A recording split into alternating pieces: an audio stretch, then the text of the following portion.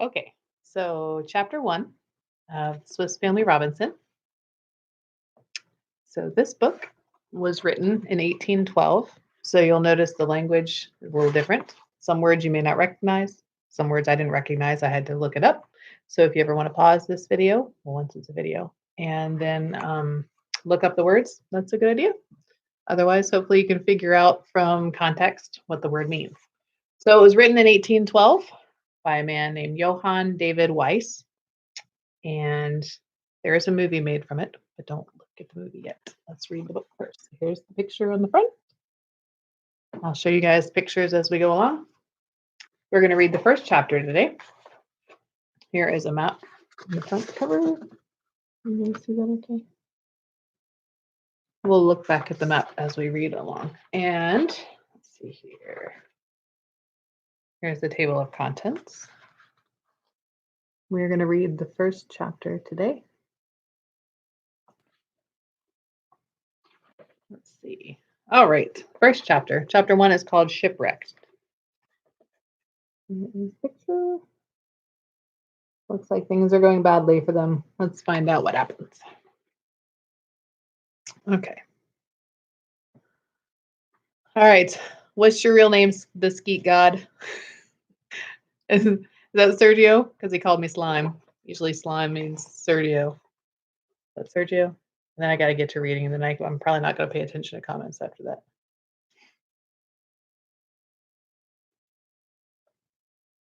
All right. Hurry up. Skeet god. What's your name?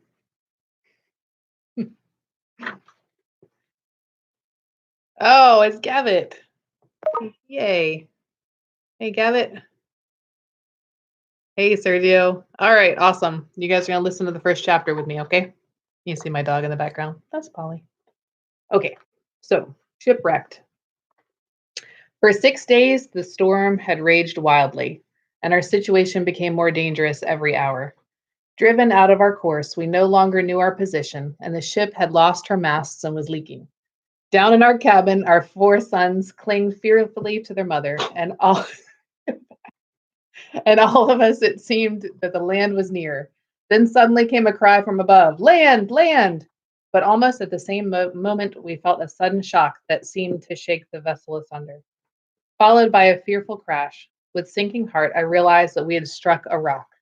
"Lower the boats!" I heard the captain shout.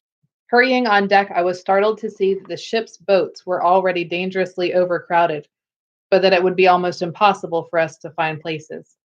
Buffeted by the wind and half blinded by the spray, I crossed to the side of the vessel, but I was only in time to see the last rope cut, and the next moment the mighty wave had separated the boats from us and had driven them far beyond our reach.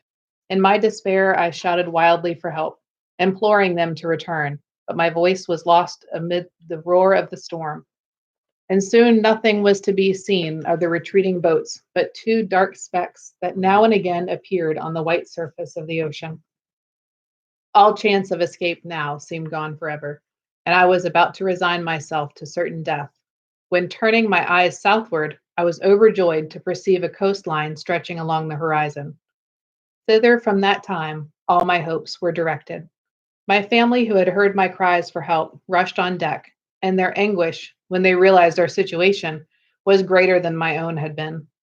Forgetting our real hopelessness in my newborn hope of reaching the island, which I had just discovered, I tried to reassure them.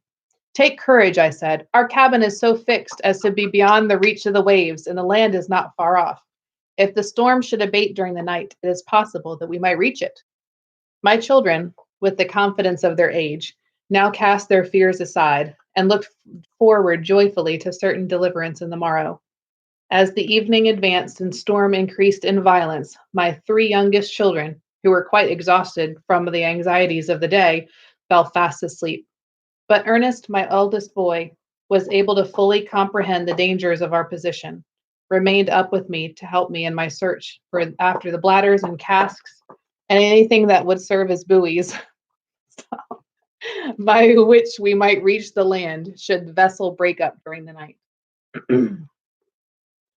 This picture. Having found several empty kegs and having joined them firmly together in couples, we fastened them under our arms, and thus we hoped, in case of emergency, to float ashore. These precautions taken, Ernest too was overcome by fatigue, and my wife and I were left alone to pass the night in prayer. As morning dawned, the storm began to abate, and the sea became calmer, the wind fell, and a glorious sun shed his golden rays over the troubled surface of the waters. Delighted by the change, I summoned the boys on deck. Ernest, who was also always ready for instant action, proposed that we should explore the ship, as we were sure to find many things on board which would be of use to us should we ever reach land. Acting on his suggestion, I sent them all down on a voyage of discovery to the hold of the vessel, and as they eagerly started toward their mission, each vowed to bring back just the thing that was most required. A few minutes later, I heard a cry of, "Papa, they'll bite me! I'm afraid!" And I saw little Jack appearing on deck, holding bravely to the collars of two huge dogs, which were making frantic efforts to jump on them and lick their face. This was their manner of testifying their gratitude to their deliverer, who had found the poor half-famished beasts shut up in the captain's cabin. "Well, Jack," I said, as I relieved him of his charge, "I don't think your discovery will benefit us much at any rate." "I know that, Papa," he answered ruefully, "but the poor animals look so hungry I could not find it in my heart to leave them for now. Besides, they'll be very useful to us hunting when we get on land." "You're right," I said, "but have you thought of how we're going to get there?" "Oh, yes," he replied. "I've heard of people making rafts at sea, and have been thinking that we might do the same if we could find some boards and ropes." "Very good idea, Jack, and one we must try to carry out. But here come the others. Let's see how their search has been rewarded." When the boys displayed their treasures, I was quite astonished to see the number of useful things which they had collected, and how wisely their selection had been made with a view to our future wants. Among other things, I noticed with joy of fowling pieces, fish hook, powder and balls, and for I knew that on these we should be dependent for our food. Nails, hammers, saws, gimlets, and other carpenter's tools had likewise not been forgotten. As for my wife, she announced triumphantly that she had found a cow, some sheep, several goats, just in time to save their lives, for as they had been neglected during the storm, they were almost famished. We now began thinking of constructing a raft, by means of which we might reach the island, which, since the clouds had partially cleared away, could be distinctly seen against the horizon. And we all started for the hold again in search of anything we may do that may make do as a boat. The only things to be found, which were at all suitable for our purposes, were four wooden casks firmly bound with iron. These we sawed in halves and having placed the 8 tubs side by side and joined them together tightly, we nailed them into a strong plank.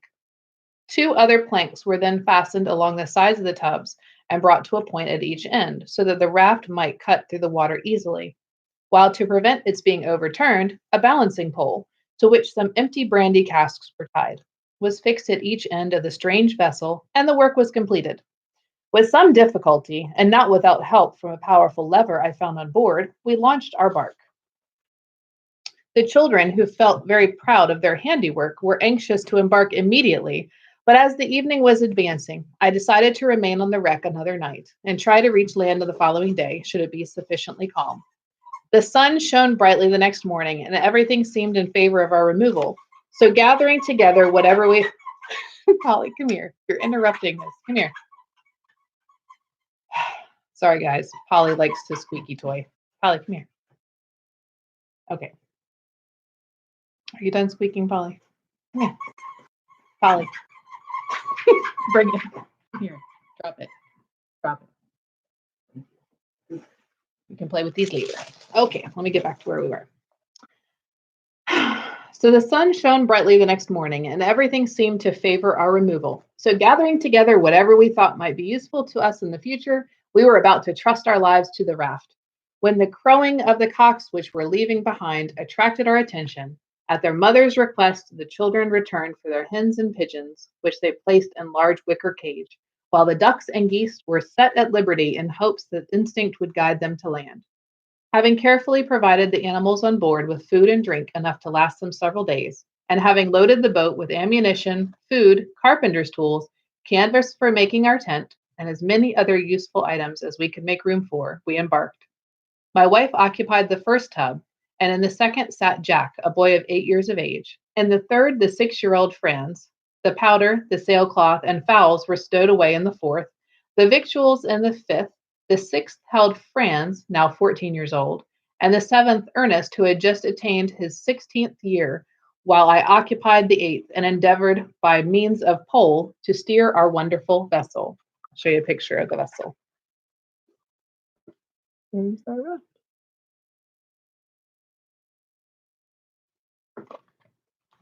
Well, let me close some things so they don't make noise. Okay. As the dogs, Topsy and Bill, which had been left on the wreck, saw the raft slowly retreating, they sprang whining into the water and soon overtook us. But as on account of their size, it would have been dangerous to take them on board, they swam after us, now and again resting themselves by placing their forepaws on the casks that were fastened to the balancing poles. Thus we reached the island. From a distance, it presented a very barren appearance, and nothing could be seen but a line of rocks extending the whole length of the coast. At a nearer approach, however, trees, which we guessed to be palms, were visible not far from the water's edge, and by the aid of a small telescope, which Jack produced from his pocket with no small amount of pride, I could see the land was not nearly so sterile and uninviting as we first feared. A little creek which served as a landing place was soon discovered, and at last we set foot on the welcome soil. Our next anxiety was to find a suitable place to erect a tent where we might pass the night in safety. Ere long, this was also found, and soon, by means of poles which we fastened with fissures in the rocks, and a sailcloth which we had provided ourselves before leaving the wreck, our temporary habitation was constructed. Some moss and withered grass, which the boys had gathered and spread out in the sun to dry, furnished us with pillows, and our arrangement for passing the night was complete. While the boys were occupying themselves inside the tent, I collected a pile of stones in the margin of the stream which ran near us, and built a sort of fireplace, in which a huge pile of dry sticks and hold on, I think I messed up. Oh, okay. So they built a huge fire of dry sticks and twigs and soon was crackling pleasantly. My wife, with a view to appeasing our hunger, placed on the rude crate a pot of water, into which she threw a few pieces of portable soup that we had found among the cook's possessions. And soon the savory odor of the preparation told us we might expect a palatable dinner, for which we were beginning to feel the necessity. All right, here's a picture of them cooking their soup. There you go.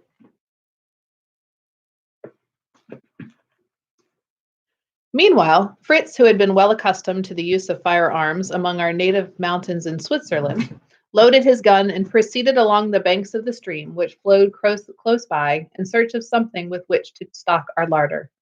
Ernest also set about, but preferred to take the opposite direction, while Jack, who was less ambitious than the others, contented himself with climbing the rocks in search of mussels, for which he had a strong partiality. They had not been gone long when I heard a cry of terror and seized my axe. I rushed in the direction of which the sound proceeded, prepared to find that Jack had gotten into some new mischief. The sight that met my eyes, however, was more laughable than terrifying. But my appearance was evidently a relief to the boy, who called out when he saw me approaching, "Papa, Papa, come fast! I've caught a terrible animal." Looking into the water, in which he stood up to his knees, it struck me that the terrible animal had actually caught him rather than he it, for a large lobster held him tightly by the leg, and all his efforts to free himself from its clutches were fruitless. A slight blow from my hatchet soon made it release its hold. However, in catching it by the back, I brought it onto shore, much to the delight of the other boys, whom their brother's cry of terror had summoned to the rescue. Now that all danger of another attack from the enemy seemed over, Jack, burning with anxiety to be himself the bearer of the prisoner to his mother, caught it eagerly with both hands. But scarcely had he touched it when he was warned not to play with the edge tools by receiving a sharp blow on the face from its tail. A renewed howl of anger and fright burst from him as he threw the lobster violently on the ground and vowed never again to touch the ugly brute. Taking the animal again by the middle of the body, I showed its punishment, and that by holding it properly, it could be rendered quite harmless. Having shown my wife what Jack proudly called his captive, Ernest suggested that it should be utilized at once and thrown into the pot, as it would be much improve the flavor of the soup, with which was in course of preparation. Our housekeeper, however, did not look favorably upon the recipe and preferred to reserve the animal for future use. She suggested to Ernest, though, that if he desired to render our meal more enjoyable, he should procure a little salt, as that was the only ingredient the soup now required in order to make it palatable. He ran off quickly in search of valuable commodity, which he assured us he could easily find, as he had seen it lying in handfuls in the fissures of rocks where the sun had dried the seawater. Here's a picture of the boy getting caught by the lobster.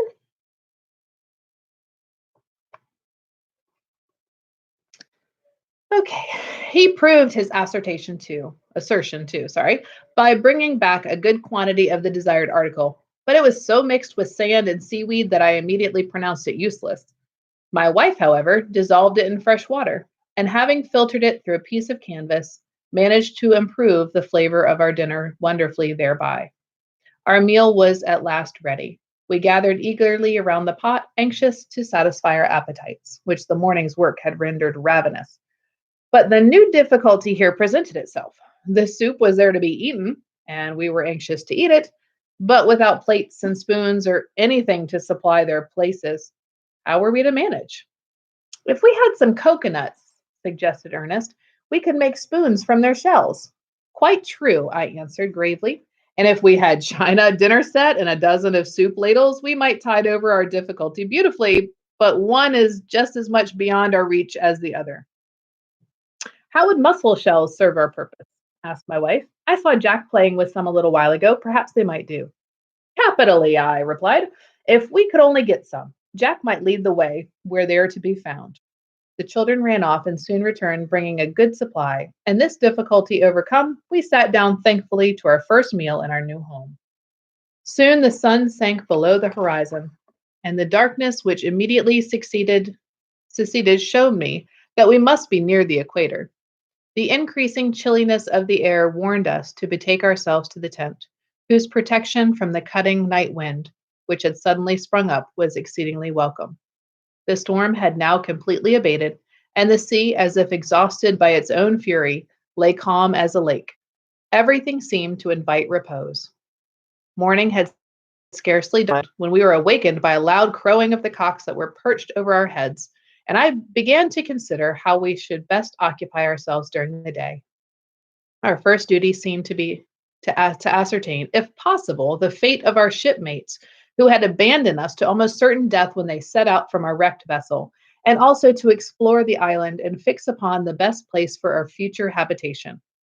It was finally decided that Fritz and I, accompanied by Topsy, should start on this voyage of discovery while my wife remained in the neighborhood of the tent with the other boys. They wanted to come too, and long after we disappeared from their sight, we could hear their shouts of farewell and encouragement, which were only drowned by the murmur of the river, which we now arrived at.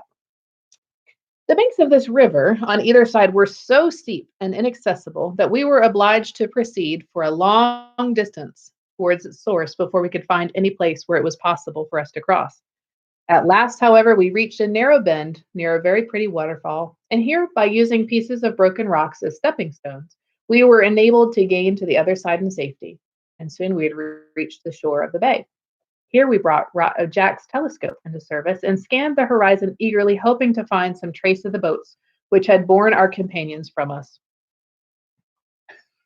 Stop for a moment and show you my dog. My dogs are trying to interrupt my reading. I guess they don't appreciate um, they don't appreciate the Swiss Family Robinson. Okay. Okay. Let's see here. But not a speck was to be seen on the restless waves, and our fears that they not survive the storm now became certainty. Descending from the rock from which I climbed, I was astonished to see Fritz lying at full length on the sand and examining something with apparent anxiety. My amazement increased when he suddenly cried out, "The island must be inhabited, father! There is a print of a man's foot in the sand." Gazing at the place where he pointed, I could distinguish what looked like a mark of a naked foot partially obliterated, as it was the only one that could be discovered. I did not feel alarmed or inclined to adopt Fritz's fear of savages. You know, father, he said, if there were such some on the island, they would look on us as intruders. I don't think our lives would be worth much in their hands. The possibility of natives being near us must make us more careful about where we go and how we are armed, I answered. With a good gun for my companion, I should have little fear of coming off best in an encounter with them. Pursuing our course silently, we directed our steps inland and arrived after 2 hours' march at a small plantation, where we sat on the grassy bank of a little stream that flowed softly among the trees.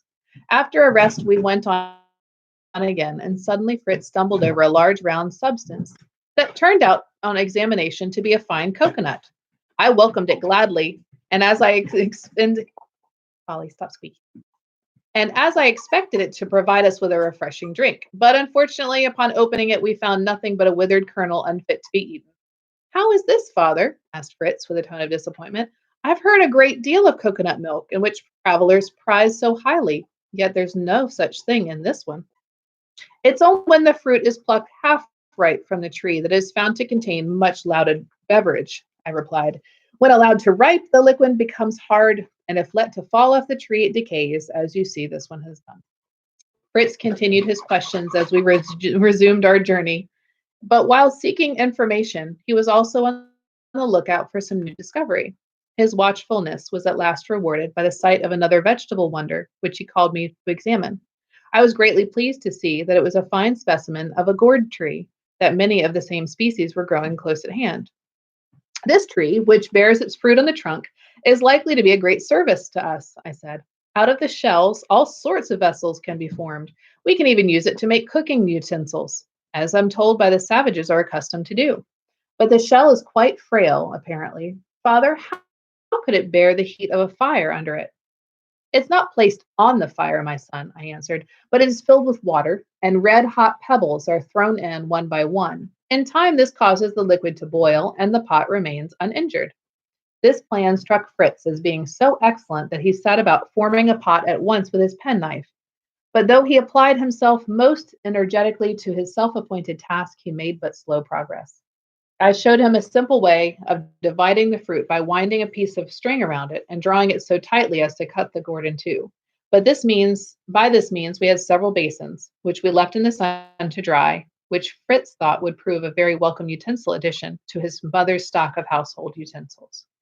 While we marched along, we amused ourselves by cutting spoons out of the rind of the gourd, and though the shape of these were rather peculiar, they were a great improvement over the mussel shells that we had been so glad to use the previous day. After having advanced for about 4 hours, we reached a narrow point of land that stretched far out into the sea. At the furthest end of the hill rose a considerable eminence. This we climbed with some difficulty and looked round in hopes that we might perceive some trace of the companions we sought. Once again, our hopes were about to be realized when Fritz, who had already descended the hill, called to me and said that he had just distinguished a number of human forms along the shore, but that on seeing him, they had disappeared quickly behind a projecting rock. It seemed to me hardly likely that our companions would flee from us. However, to satisfy all doubts, we set off in search of the supposed fugitives, but no trace of them was to be seen. I am afraid, Fritz, I said, that God, for some wise purpose, no doubt, has decided that we must spend our lives here in exile. I see no prospect of ever getting off the island. Well, he replied encouragingly, it's not such a bad place after all, and I see no reason why, when we're all here together, we should not be happy here else.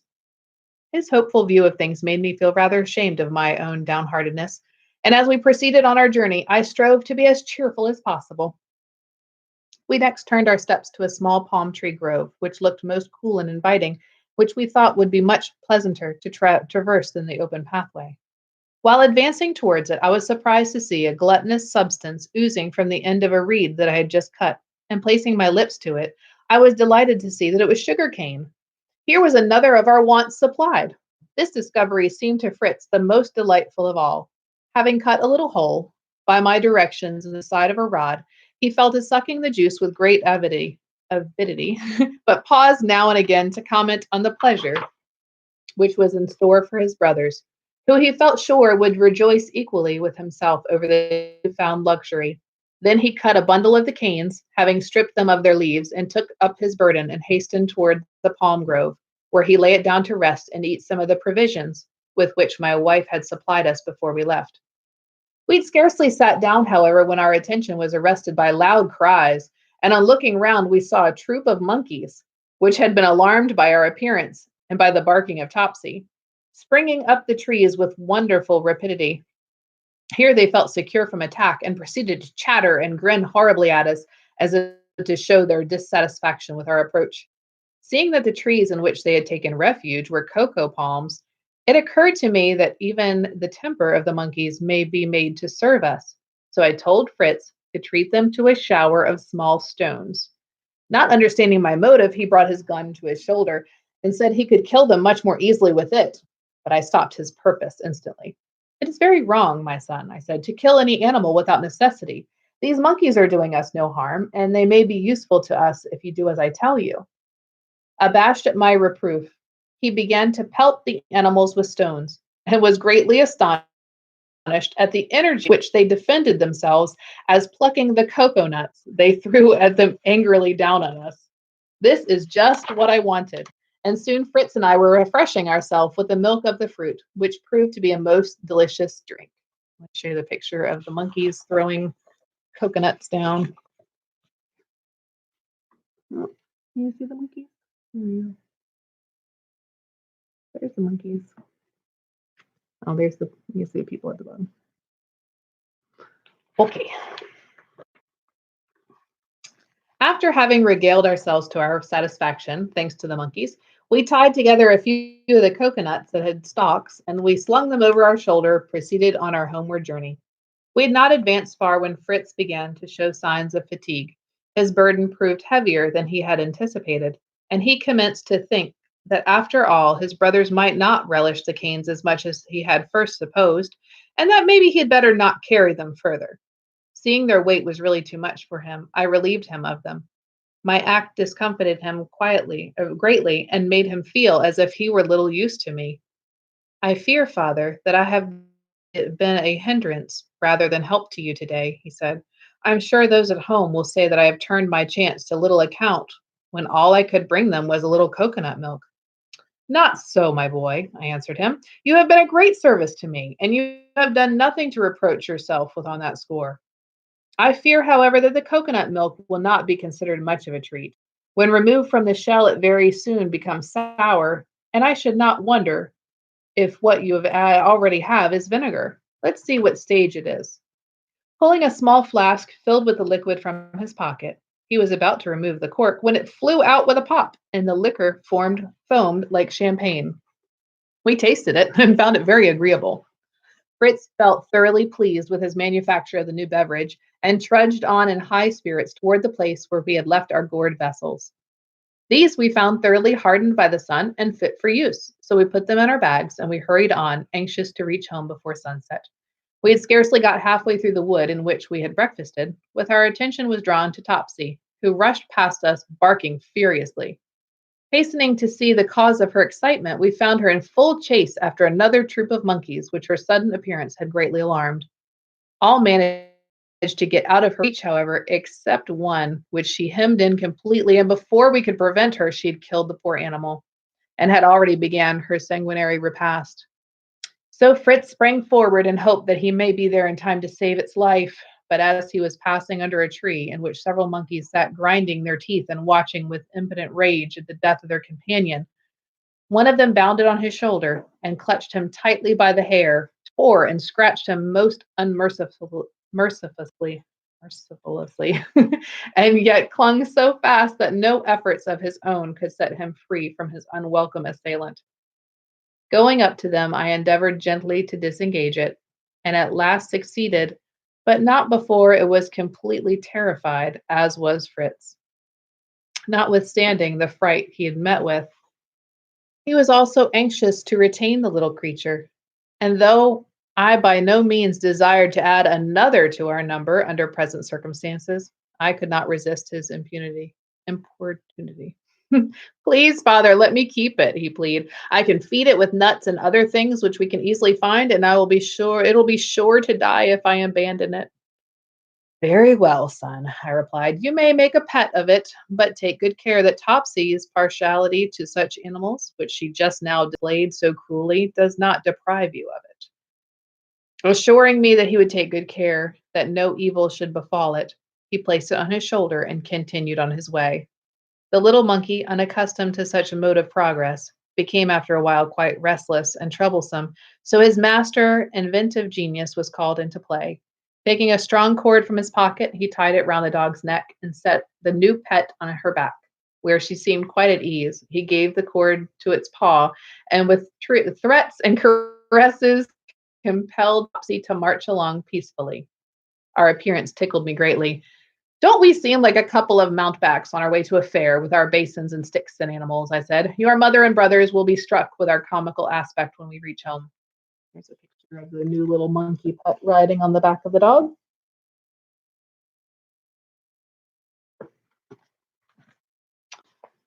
Doubtless they will, he answered, but they will also be delighted to see us back safely, to know what a good journey we have made. Mother will like the spoons and bowls, I'm sure, but Jack will prefer the monkey, for he will find it a companion who will play as many tricks and be great at hand at grimaces as well. We heard the welcoming bark of Bill and warned of our approach. The dear ones rushed out to greet us. Everything which we had brought received its share of admiration and welcome. But on the monkey, three pairs of bright eyes gazed fixedly. Where did you get it? Oh, what a pretty creature! Do let me have it for just a moment, the boys chorused. I answered their questions as well as possible and then proceeded to show them our other discoveries. Why did you bring such a big bundle of sticks? Asked Jack. There are plenty like these quite near the tent. It must have tired you greatly to carry them so far. The burden was certainly rather a heavy one, I replied, but I think it will repay me for my trouble. These are not common rods, but specimens of the sugar cane, of which you have often heard, which you can now taste for the first time. On hearing this, Jack stuck the end of one of the sticks, in which I had already cut a vent hole, in his mouth and uttered a cry of delight. Oh, friends, do taste it. It's like real sugar. Where did you get them? Are there plenty more? I told him that the supply was almost unlimited on the other side of the river, and then I explained the manner in which extracting the juice from them. This was done by cutting a small hole in the cane just above the first knot, below the end, which is to be placed in the mouth. This provides a passage of air, and then there is no difficulty in sucking the juice from the tube. My wife, as well as the children, was much pleased with this discovery, as she saw that by it a very useful addition was made to her store of provisions. What gratified her most, however, were the basins, the spoons, and pots which Fritz and I had manufactured, and which were actual necessities. After having displayed all our wares, we proceeded to the tent and noticed with pleasure that preparations had been made for giving us a very substantial repast. On one side of the fire hung an improvised spit, several fish and of different sorts on the other. A large goose was slowly roasting, while over the fire bubbled a pot of soup, which sent forth a most tempting odor. My wife, seeing me regarding the fowl somewhat dubiously, informed me that it was not, as I supposed, one of the geese that we'd brought with us on the wreck, but a bird which Ernest had shot that day, and which he asserted to be a penguin.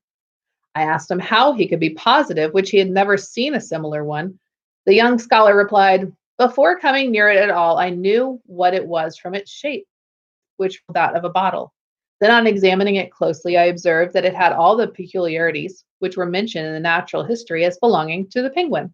It was web-footed, had a long, narrow beak curved at the end, short legs, and a strong tail which it uses as a support. I praised the boy's intelligent observations, then seeing the children's eyes fixed intently on the heap of coconuts, I bade Fritz to teach them how to open it, and added, we must not forget the little monkey, who has just been deprived of its mother's care. Had you not better try it with some coconut milk till we find some more suitable food for it? The boys, who had previously offered it everything they could think of without being able to tempt it to eat, were gratified to see the new dainty was quite to its taste, and their fears of not being able to rear it were banished. We now received a summons to supper, which we gladly obeyed. Sitting on the ground and making use of our gourd rind plates and spoons, we enjoyed a hearty meal. Our newly manufactured articles were found to answer their purpose admirably, and we determined to furnish ourselves with others of the same as soon as possible. The sun had by this time almost disappeared, and the succeeding chilliness of the air warned us to seek our beds. These our housekeeper had made much warmer and more comfortable by the additional supply of moss that she had collected during the day. We had not slept long before I was aroused by an unusual disturbance among the fowls in the top of the tent, by the barking and whining of Topsy and Bill, who were acting as sentinels outside. Rising quickly and seizing my gun, I advanced cautiously to the door. By the clear light of the moon, I could see that our faithful dogs were surrounded by more than a dozen jackals, and that a fierce struggle was going on. Four of the invaders had already overcome by the superior strength of our brave defenders, but the others were just gathering for a renewed attack when well-directed shot from Fritz, who had been awakened by the noise and approached me noiselessly, had laid two more animals dead, and the others, frightened by the report of the gun, scampered off as fast as they could. The dogs, satisfied with their victory and regardless of the bonds of the relationship, appeased their growing hunger with choice bits of their enemies, and Fritz and I again sought the shelter of the tent, where we slept undisturbed until morning. It's the end of chapter 1. Anybody hanging in there? What do you think of chapter 1? Sergio, are you still there? Are you interested in the Swiss Family Robinson? So they're going to have to make everything themselves. They've been abandoned on an island. The other people that were with them on the ship, they got onto the lifeboats. Seems like the lifeboats crashed. No survivors. They're on their own. They've got their dogs. Now they have a new pet monkey. And we will see what happens in their next adventure next time. Bye, guys.